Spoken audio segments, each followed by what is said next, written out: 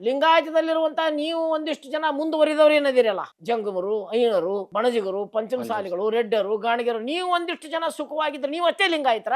ಇಡೀ 101 ಪಂಗಡಗಳ ಒಳಗಡೆ ಹೆಚ್ಚು ಕಡಿಮೆ ಅನ್ನುವಂತಹ ಶ್ರೇಣೀಕೃತಿಯ ವ್ಯವಸ್ಥೆಯನ್ನ ಹುಟ್ಟು ಹಾಕಿದಂಥವ್ರು ಯಾರು? ಅದನ್ನು ಹುಟ್ಟು ಹಾಕಿದ ಮೇಲೆ ಅದನ್ನು ಸರಿಪಡಿಸುವಂತಹ ಕೆಲಸಗಳು ನಡಿಬೇಕಾಗಿತ್ತಲ್ಲ. ಹಂಗ ನಡೆಯುವಾಗ ನಿರ್ದಾಕ್ಷಿಣ್ಯವಾಗಿ ಇಂಥವ್ರು ತಪ್ಪು ಮಾಡಿದ್ರು ಇದು ಸರಿಯಲ್ಲ, ಇಂಥವ್ರು ಸರಿ ಮಾಡಿದ್ರು ಇದು ಸರಿ, ಈ ರೀತಿಯೊಳಗ ಸರಿ ತಪ್ಪುಗಳನ್ನ ವಿಮರ್ಶೆ ಮಾಡಿ ದೇಶದ ಹಿತದೃಷ್ಟಿಯಿಂದ ಈ ಲಿಂಗಾಯತ ಧರ್ಮದ ಹಿತದೃಷ್ಟಿಯಿಂದ ಅದನ್ನು ಶುದ್ಧೀಕರಿಸುವಂತಹ ಪ್ರಯತ್ನದ ಭಾಗವಾಗಿ ಅವ್ರು ಒಂದಿಷ್ಟು ಕೆಲಸ ಮಾಡಬೇಕಾಗಿತ್ತು. ಯಾಕಂದ್ರೆ ಬಹಳ ದೊಡ್ಡ ಹುದ್ದೆಗೆ ಹೋದಂಥವ್ರು. ಅದಕ್ಕಿಂತ ಮೊದಲ KS ಅವ್ರು ಮಾಡಿದ್ರು. ಹಿಂಗ ಅವ್ರೇನು ಒಮ್ಮಿಂದೊಮ್ಮಲ್ಗೇನು IPS ಮಾಡ್ಕೊಳ್ಳಿಲ್ಲ. ಅವರು 10ನೇ ಕ್ಲಾಸಿನ ಮೇಲೆ ಪೋಸ್ಟ್ ಆಫೀಸ್ ನಲ್ಲಿ ಕೆಲಸ ಮಾಡ್ತಾರೆ. ಹೋಗಿ ಎಷ್ಟು ನಿರಂತರ ಪ್ರಯತ್ನ ಅಂದ್ರೆ ಎಲ್ಲವನ್ನ ನೋಡ್ಯಾರ ಅವರು. ನಮ್ ಜಾಮದಾರ್ ಸಾಹೇಬರು ನೋಡಿರ್ಲಿಕ್ಕಿಲ್ಲ ಅಷ್ಟು ಆಫೀಸ್ಗಳನ್ನ. ನಮ್ ಸಾಹೇಬ್ರು ಒಮ್ಮೆಲ್ಗೆ IAS ಪಾಸ್ ಆಗಿ ಒಮ್ಮಲ್ಗೆ DC ಆದವ್ರು.